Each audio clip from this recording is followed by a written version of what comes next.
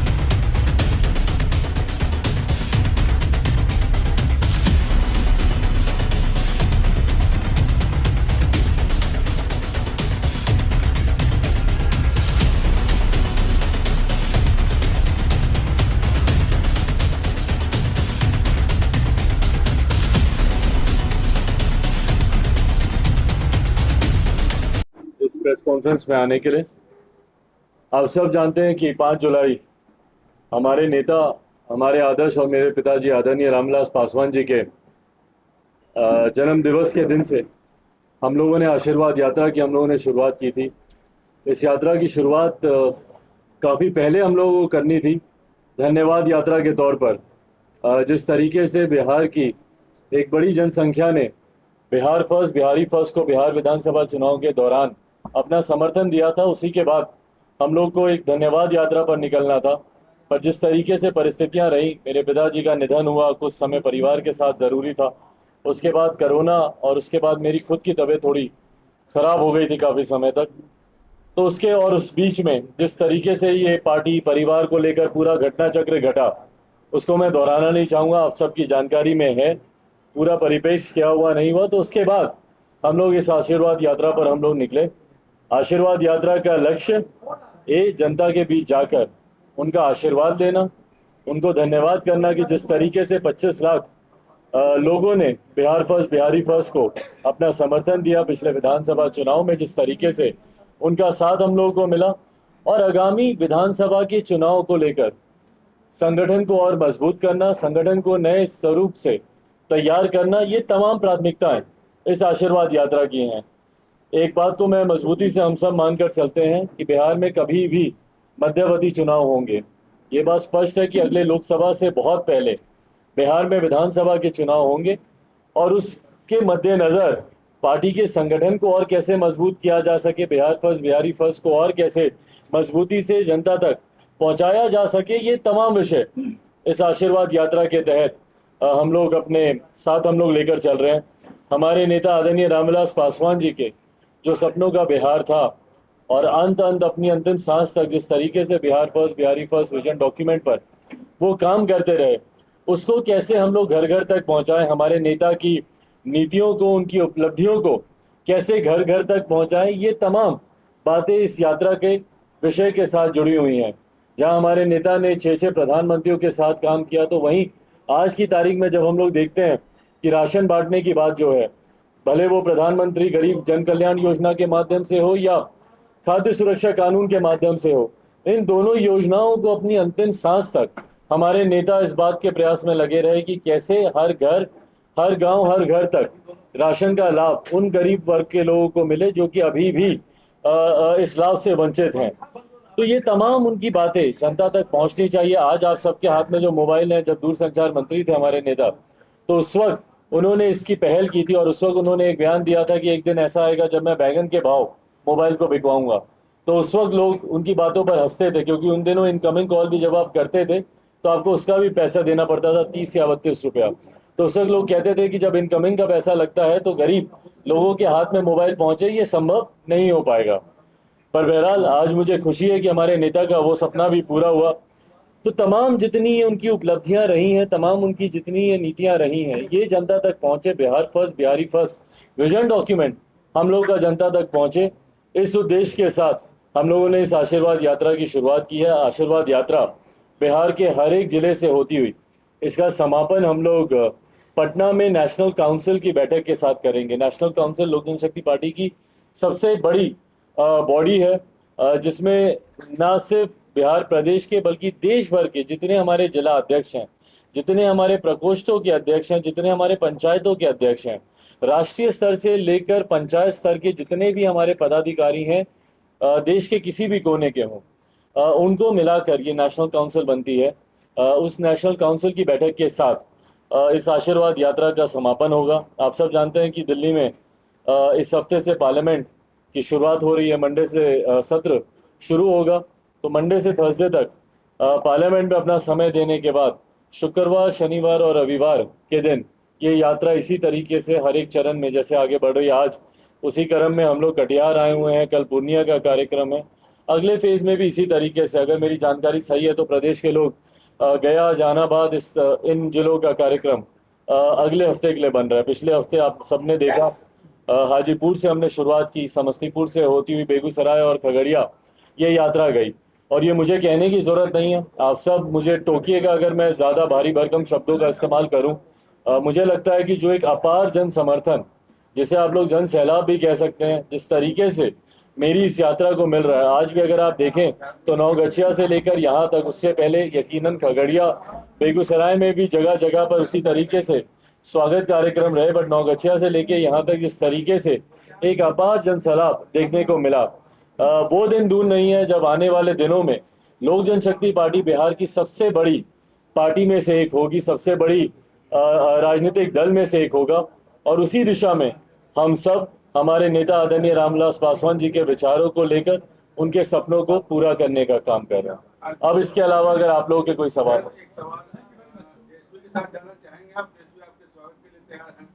देखिए, मुझे लगता है अभी ये प्रश्न का समय सही नहीं है। मेरी प्राथमिकता अभी आज की तारीख में आशीर्वाद यात्रा को सफलतापूर्वक पूरा करना है। मेरी प्राथमिकता इसके माध्यम से संगठन को और अपनी ताकत को मजबूत करना है।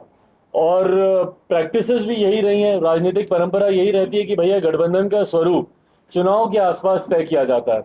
तो जब चुनाव सर पर होंगे उस वक्त गठबंधन का क्या स्वरूप होगा उसका खुलासा किया जाएगा। जो अंदर विरोध चल रहा है उसको किस रूप में देखते हैं? लोकसभा साफ प्रदेश अध्यक्ष नियुक्त कर दिए गए पशुपति पारस को, उसको किस रूप में देखेंगे आप? देखिए, खैर हमारी पार्टी का नाम वो इस्तेमाल कर रहे हैं, इस बात की चिंता हम लोग को जरूर है। आज की भी तारीख में अगर आप चुनाव आयोग जाएं, पार्टी के नाम या सिंबल को लेकर कहीं पे कोई डिस्प्यूट नहीं है। आज भी अगर आप चुनाव आयोग जाएं तो चुनाव आयोग ये स्पष्ट तौर पर कहता है, आप लोग अगर किसी पिटीशन के माध्यम से, आरटीआई के माध्यम से अगर आप लोग जानकारी निकलवाना चाहें तो स्पष्ट तौर पर कहता है कि भैया लोक जनशक्ति पार्टी के राष्ट्रीय अध्यक्ष आज की भी तारीख में चिराग पासवान ही है। क्योंकि ये जो दूसरा गुट है, इन्होंने अपनी कोई दावेदारी सिंबल या नाम को लेकर वहां पर पेश नहीं की है। बट बहरहाल ये मेरी भी जानकारी में आया कि जिस तरीके से कुछ प्रदेशों में लोक जनशक्ति पार्टी का नाम इस्तेमाल कर कर इन्होंने प्रदेश अध्यक्षों की नियुक्ति की है। मैं अभी जब वापस जाऊंगा तो पुनः अपनी लीगल टीम के साथ मैं बैठूंगा। उन्होंने इसके ऊपर जरूर कुछ तैयारी कर रखी है, वहां पर उनके साथ बैठकर उनसे राय मशवरा कर कर, क्योंकि मैं कानूनी जानकार नहीं हूँ, मेरे लिए ज़रूरी है कि जो मेरी लीगल टीम है लोक जनशक्ति पार्टी की, वो इस पे मेरा मार्गदर्शन करे। तो वो जैसा आगे सजेस्ट करेंगे उस दिशा में हम लोग कदम उठाएंगे। बट हाँ, ये ज़रूर एक गलत चीज़ है कि जब पार्टी आपकी नहीं है, पार्टी का नाम आपके पास नहीं है या पार्टी का सिंबल आपके पास नहीं है, तो ऐसे में अध्यक्षों की नियुक्ति करना गलत है। जनसंख्या बिहार में लॉस होना चाहिए। इस मामले में आपको झटका दे चुका है क्या? इस मामले को लेकर के, पार्टी के मामले को लेकर के कोर्ट भी आप गए थे जहां पर आपको मुंह की खानी पड़ी? देखिए, मुझे लगता है आप सब जानकार लोग हैं, पढ़े लिखे लोग हैं, जानकारी पूरी होनी आप लोगों को जरूरी है। और अगर जानकारी के अभाव में आप कहेंगे कि भैया कोर्ट ने आपको झटका दे दिया या कोर्ट से आपको मुंह की खानी पड़ी, ये गलत है। पहले आप जानकारी आप ले लें कि कोर्ट हम लोग किस विषय पर गए थे। आपको जानकारी है ये कि हम लोग किस विषय पर गए थे? हम लोग सिंबल के लिए या पार्टी के नाम के लिए हम लोग कोर्ट नहीं गए थे। कोर्ट में हम लोग गए थे एक याचिका जो चेयर के पास, चेयर का मतलब हमारे माननीय अध्यक्ष लोकसभा ओम बिरला जी के पास जो एक याचिका लंबित पड़ी हुई है, उसी के संदर्भ में हम लोग गए थे। अब वो याचिका क्या है? वो याचिका ये है कि जिस तरीके से 5 सांसदों के कहने पर ओम बिरला जी ने, माननीय अध्यक्ष लोकसभा ने, जिस तरीके से नेता सदन लोक जनशक्ति पार्टी का पशुपति कुमार पारस जी को नियुक्त कर दिया गया, उसके खिलाफ हम लोग गए थे। और वहां पर भी कोर्ट ने हम लोग की याचिका को खारिज नहीं किया है। कोर्ट ने स्पष्ट तौर पर यह कहा है, क्योंकि माननीय अध्यक्ष लोकसभा चेयर अपने में एक कॉन्स्टिट्यूशनल पोस्ट होती है। तो तो कोर्ट ने इस बात की जानकारी दी है कि क्योंकि वो एक कॉन्स्टिट्यूशनल पोस्ट है और उनके पास मामला विचाराधीन है, तो जब तक वहां से कोई क्लैरिटी नहीं आती तब तक हम इसकी सुनवाई कोर्ट में नहीं कर सकते। ये जानकारी कोर्ट के द्वारा दी गई है, कोई मुंह की खानी पड़ी हो या खारिज कर दिया हो, ऐसा नहीं हुआ। बीएसएससी का कल टाइपिंग टेस्ट हो रहा था, उसमें कुछ अनियमितता की बात आई है। स्टूडेंट थे वो विपक्ष से अपेक्षा कर रहे थे, मगर अब वो भी आवाज इसका नहीं उठा रहे हैं। अभ्यर्थियों का मुद्दा बीएसएससी का टाइपिंग टेस्ट 7 साल बाद हो रहा है। मुझे लगता है ये तमाम उन विषयों में से एक विषय है। मैंने, अगर आप बिहार विधानसभा के चुनाव अगर आप देखें, मैंने छात्रों से जुड़े तमाम इन विषयों को मैंने उठाया था। आज की तारीख में बिहार ही एकमात्र ऐसा प्रदेश है जहां पर 3 साल के कोर्स के रिजल्ट आने में 4-4, 5-5 साल लग जाते हैं। जिस अनियमितता की आप बात कर रहे हैं, ये कौन से क्षेत्र में नहीं है बिहार में, आप बताएं ना। और यही बात निरंतरता में मैंने बिहार विधानसभा के चुनाव के दौरान मैंने उठाई। छात्रों की बात हो, शिक्षकों की बात हो, और जब अपने हक के लिए जाते हैं तो उनके ऊपर लाठियां चलाने की बात हो, तो ये तमाम तरीके की समस्याएं हैं। आज की भी तारीख में आप देख लीजिए, कौन सा ऐसा क्षेत्र है जहां पर भ्रष्टाचार नहीं हो रहा, कौन सा ऐसा कोई एक काम किसी का बिना घूस लिए दिए होता है क्या? ये बिहार में ये परंपरा बन गई है। तो जिस अनियमितता की आप बात कर रहे हैं, ये हर क्षेत्र में ये है। और इसीलिए मैं 2020 के बिहार विधानसभा चुनाव में जनता के बीच यही जागरूकता फैलाने गया था। मुझे खुशी है कि उस वक्त भी मुझे जनता का काफी साथ मिला, पर हाँ, इलेक्टोरल पॉलिटिक्स में क्योंकि संख्या से आंका जाता है कि भैया आपके कितने विधायक जीते, तो मैं उम्मीद करता हूं कि अगले जो मध्यावधि चुनाव होंगे उसमें हम लोग को एक बड़ी बहुमत मिलेगी। और ये जितनी इस तरीके की समस्या चल रही है, कितने बच्चे हैं जो हम लोग के पास आकर बोलते हैं कि भैया हम लोग स्पोर्ट्स से जुड़ना चाहते हैं। क्या अवसर प्रदान करता है हमारा प्रदेश खेल से जुड़ने वाले बच्चों को लेकर? हरियाणा आप देख लीजिए, छोटा सा प्रदेश है, पर वहां पर खेल कूद को लेकर अपार संभावनाएं हैं। वहीं हमारा प्रदेश आप देख लीजिए, ना आपके पास जमीन की कमी, ना आपके पास अच्छे खिलाड़ियों की कमी, पर फिर भी राष्ट्रीय या अंतर्राष्ट्रीय स्तर तो आप भूल ही जाइए, ना के बराबर बिहार प्रदेश से जाने वाले ऐसे खिलाड़ी हैं जो बिहार को रिप्रेजेंट करे। वहां पर राष्ट्रीय स्तर पर भी आप देखिए कि किस तरीके से उनको कठिनाइयों का सामना करना पड़ता है, उनको वो सुख सुविधाएं नहीं मिलती। और बेरोजगारी तो हमारे प्रदेश में सबसे बड़ा ज्वलंत मुद्दा बना हुआ है ही। जो सरकार आज चुनकर आई है, इन्होंने भी कई लाख नौकरियों का वादा किया था, भगवान जाने कि वो नौकरियां कहाँ और वो नौकरियां लाएंगे कहाँ से। मैं जानना चाहता हूं, हमारे मुख्यमंत्री नीतीश कुमार जी के पास वो रोड मैप है कहाँ? जो मुख्यमंत्री खुद कहते हैं कि भैया मेरा प्रदेश वाटरलॉक्ड है, हम यहाँ पर हम रोजगार उत्पन्न नहीं कर सकते।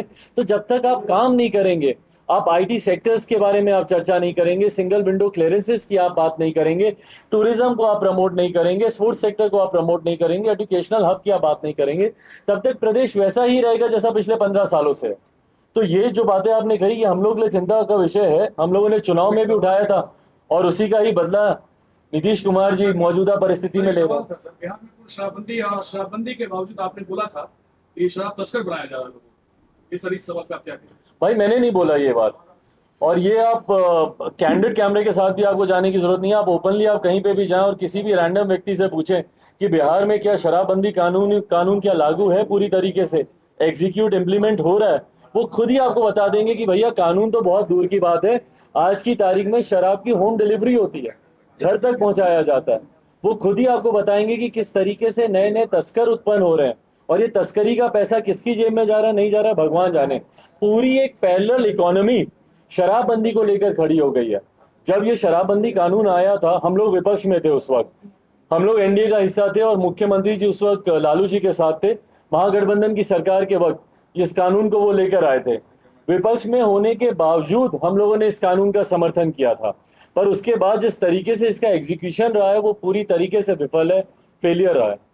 एक सवाल है, दिल्ली में आपका घर को लेकर नोटिस आया है खाली करने के लिए, और अगर दूसरे मंत्री को मिले जा रहा है, वो जिसको भी मिले, जो भी कानूनी प्रक्रिया होगी, जैसे जैसे जो जानकारी मेरे समक्ष आएगी, मैं इस बात को मैं बहुत विनम्रता से मैं कबूल करता हूं कि भैया मेरे अपने अधिकार क्षेत्र हैं, मैं उसको ज़्यादा लांघना नहीं चाहूँगा। मेरे पिताजी के नाम पर वो घर था और हम लोगों ने इतना रिक्वेस्ट हम लोगों ने ज़रूर किया था कि उनकी बरखी होने तक परिवार के सदस्य अगर उसमें रह सकें, तो हम लोगों को अभी तक एक्सटेंशन मिला है। आगे क्या है नहीं, इसकी जानकारी मेरे पास नहीं है। थैंक यू, धन्यवाद। बताइए आज के कार्यक्रम के विषय में। सबसे पहले मेरा नाम धनवंती देवी है, प्रदेश महासचिव हूँ, लोक जनशक्ति पार्टी हमारी पहचान है। और आज जो यात्रा चल रही है चिराग जी का, ये सफल रहा। हम लोग मेहनत के साथ इस पार्टी का कार्यक्रम जड़ को मजबूत करूंगी, पहले भी मजबूत थी और आज आशीर्वाद यात्रा सफल रहा हम लोगों को। और मैं ऊपर वाले से प्रार्थना करती हूँ कि हमारा भैया आगे बढ़ें और इनकी सफलता आगे रहेगी, आने वाला समय में इनका जीत रहेगी। धन्यवाद। आशीर्वाद रैली निकाली गई है, इसके बारे में क्या कहना चाहिए? ये आशीर्वाद यात्रा जो है पूरे बिहार में है और पूरे बिहार के जनता, युवा, छात्र, कर्मचारी, बुद्धिजीवी सभी लोगों का आशीर्वाद लेने के लिए चिराग पासवान जी और संघर्ष के रास्ते पर चल पड़े। जो चिराग पासवान जी के बंगले को तोड़ने का काम किया है और ये सरासर मुख्यमंत्री नीतीश कुमार के इशारे पर हुआ, तो हमारे साथ जनता का आशीर्वाद है। खबर आ रहा है कि दिल्ली में इनके बंगले को खाली कर दिया। बंगला से तो निकाल देंगे, मगर जनता के दिल से कैसे निकालेंगे? तो इतना जो जनसैलाब हर एक जिला में हमारे राष्ट्रीय अध्यक्ष लोक जनशक्ति पार्टी के राष्ट्रीय अध्यक्ष चिराग पासवान जी को मिल रहा है, तो पूरा जनता, युवा उनके साथ है। और समय है अभी चुनाव में, अभी हम लोग अपने पार्टी को मजबूत कर रहे हैं, हम लोग चिराग पासवान जी को मजबूत कर रहे हैं। और जो बिहार का जो मुद्दा है, जो शिक्षा है, बेरोजगारी है, बिहार को विकसित राज्यों की श्रेणी में लाने के लिए जो बिहारी फर्स्ट का एजेंडा है, उसके लिए चिराग जी चल पड़े हैं। और हम जैसे तमाम लाखों करोड़ों युवा चिराग जी के साथ कदम से कदम मिला। क्या रणनीति है सर? आगे का रणनीति हम लोग यात्रा अभी पूर्णिया, यहाँ से कटिहार से होकर के यहाँ रुकेंगे हम लोग, उसके बाद पूर्णिया में होगा। हर एक जिला में ये यात्रा होगा जनता का आशीर्वाद लेने के लिए। अमर आजाद, प्रदेश प्रवक्ता, लोक जनशक्ति पार्टी। जिंदाबाद जिंदाबाद जिंदाबाद जिंदाबाद। अगर वीडियो पसंद आए तो चैनल को लाइक और सब्सक्राइब करना ना भूलें।